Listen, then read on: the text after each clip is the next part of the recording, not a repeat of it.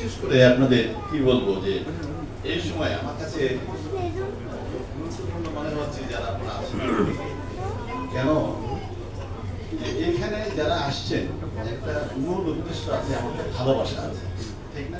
মহব্বত বলে যে মহানকে, মহান হচ্ছে আমাদের সৃষ্টিকর্তা, তিনি কিন্তু আমাদেরকে ভালোবেসেছেন বিধায় একের পর এক আমরা অনেক কিছু দেখলাম। তো আমি একটা বিশেষ হাইলাইট করবো, এই জন্যই বলছি যে আপনারা আসছেন, এই জন্য আমাদের প্রোগ্রামটা সার্থক হয়েছে। কারণ এই ভালোবাসার টান, মানুষ একই ধরনের।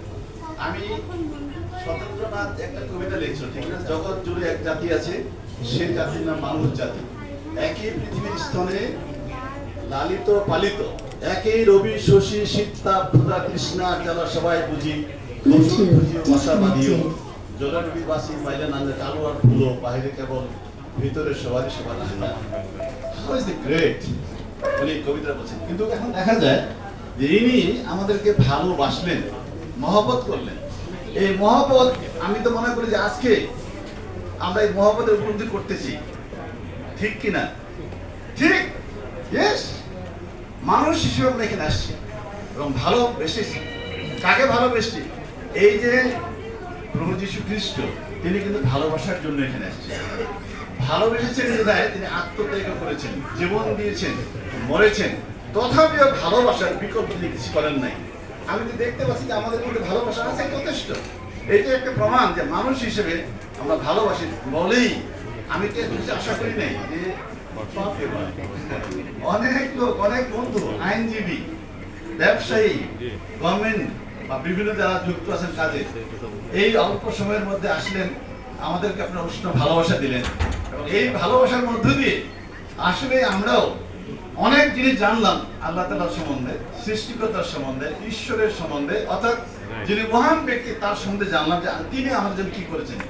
তিনি তার সন্তানকে আমাদের, অর্থাৎ সন্তান যদি নাও বলি, প্রকাশ, আল্লাহ তাআলা প্রকাশ পাঠিয়েছেন। এই সময় বিশেষ করে আমি দুইটা জিনিস উল্লেখ করতে চাই। প্রথমটা ছিল আর কি, বলছে কি যে তোমরা পরস্পর মহব্বত করো। এই মহব্বত কোথায়? এখানে, এটা তো মহব্বত, আমরা মহব্বতের মধ্যে আছি।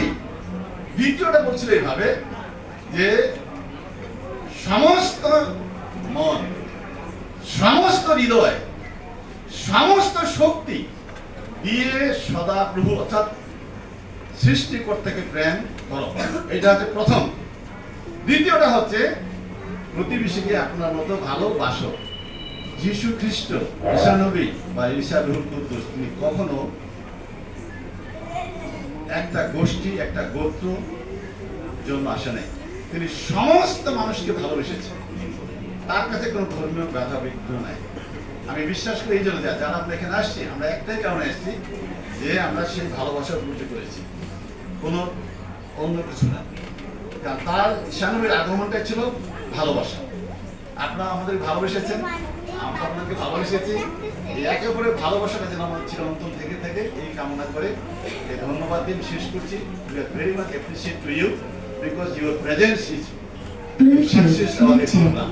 আমাদের এই প্রোগ্রামটা আপনাদের উপস্থিতির মধ্য দিয়ে, ভালোবাসার মধ্য দিয়ে, এমনকি গ্রহণের মধ্য দিয়ে, আপনারা আমাদেরকে গ্রহণ করেছেন, এখানে এসেছেন।